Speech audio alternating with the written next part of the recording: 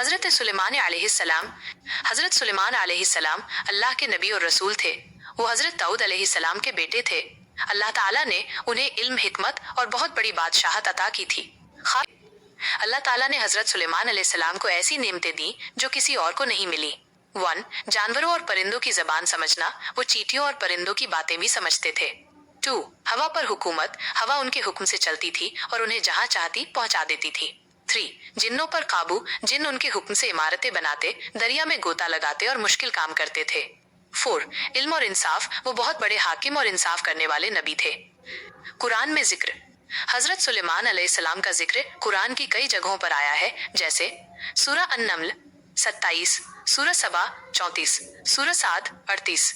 हजरत सुलेमान अलैहिस्सलाम और हुदहुद पक्षी का वाकया। हजरत सुलेमान आसा की फौज में इंसान, जिन्न और परिंदे सब शामिल थे।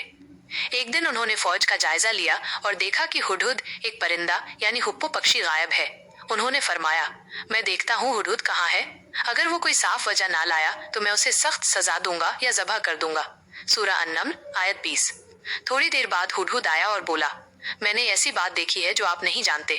मैंने सबा की कौम देखी जिनकी एक औरत मलिका बिल्कीस बादशाहत करती है। उसे बहुत कुछ दिया गया है और उसका तख्त बड़ा शानदार है, लेकिन वो और उसकी कौम अल्लाह को छोड़कर सूरज की पूजा करते हैं। सूरह अन-नम्ल आयत 23। सुलेमान अलैहिस्सलाम ने कहा, ठीक है, मेरा ये खत ले जाकर उस औरत के पास डाल दो और देखो वो और उसकी कौम कैसे जवाब देते हैं। सूरह अन-नम्ल आयत 28। हुदहुद ने खत पहुंचा दिया।